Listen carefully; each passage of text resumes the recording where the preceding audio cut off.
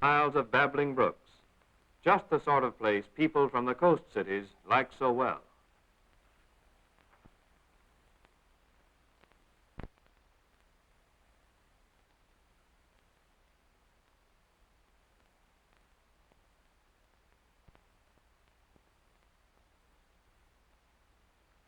Roads and trails to open up new spots frequently require retaining walls, culverts, and short bridges.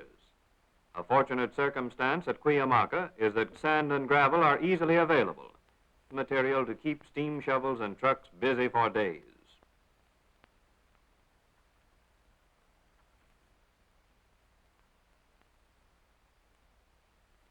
Useful and attractive plentiful incense cedar. Careful choice of the trees which are already dead or are being crowded to death is helping, not hurting the forests. Cedar is comparatively easy, splitting into good, clean rails which have splendid, lasting qualities. The fence you see being erected is near the Corps camp. Grasshoppers are noticeable in the beautiful meadows which abound in the park. They are effectively stopped with a diet of poisoned bran. Here are the boys who are doing the job, answering the bugle for assembly before the day's work begins.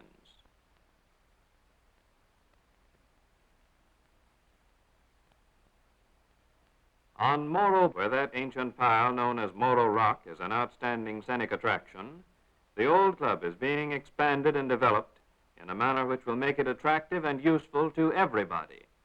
The Conservation Corps camp has been established near the site of the old Cabrillo Country Club colony. A fine natural beach is being improved for bathing. The old wooden pier is being replaced with a new pier of modern masonry construction. Roads near the beach are being relocated to provide picnic grounds and parking areas. There will be the usual outdoor ovens, freshwater outlets, tables, and benches. The State Park Commission is interested in a purely conservation measure, the development of a wildfowl refuge. Dikes are being built to shut out the ocean from the low marshlands crisscrossed by inlets from the bay. A fresh water supply will be provided for small lakes and lagoons to attract waterfowl.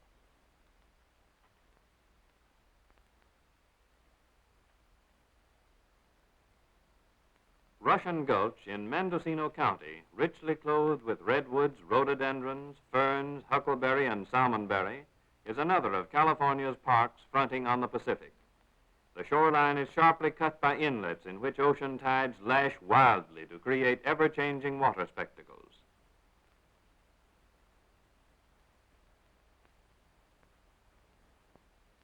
Conservation Corps boys are policing the beach, clearing it of ocean wreckage which comes with the tides from nowhere to interfere with the bather's full enjoyment of the salt sea water. Deep in the forests, they're modifying nature's handiwork in accordance with modern civilization's requirements. Roads and trails are being made safe and easy for motor cars. Careful, intelligent work is making many a sluggish brook an even more delightful haunt for the finny beauties which idle in its cold, clear waters. Fallen timber tangles that constitute an ever-present fire hazard are being removed. Accommodations for picnickers are being provided.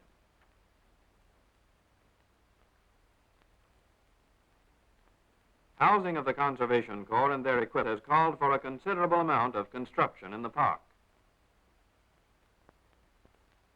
The boys at Russian Gulch are fond of the manly art, and a number of surprisingly expert boxers have been in the regularly organized tournaments which are held. These Negro lads prove in their every action the value of the basic elements of the Conservation Corps idea. Worthwhile work outdoors in the fresh air and sunshine, good food, plenty of sleep, and an easy mind. Looks like a real go. A well-constructed squared circle, gloves light enough to allow one to feel the sting of a punch, and even the jauntily worn bathrobes. A cheering and enthusiastic audience.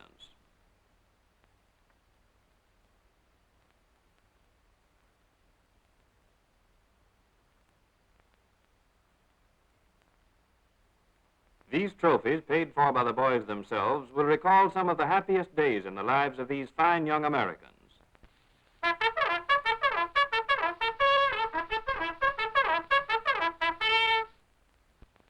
1 million unemployed young men and war veterans were enrolled in the Civilian Conservation Corps in the first 2 years of its existence.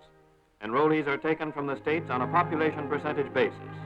Their personal care is in the hands of the United States Army, the country's most experienced organization for a task of such magnitude. Each state park corps camp is set up according to a carefully organized plan. A superintendent employed by the State Park Division of the National Park Service is in charge of the work. Skilled workmen from the vicinity of each camp conduct all work that requires such supervision, the enrollees serving as helpers. The base pay of each enrollee is $30 per month, $25 of which is mailed directly to his declared dependents. Everything the enrollee requires is supplied him. Clothing, comfortable barracks, good food. Doctors are in regular attendance.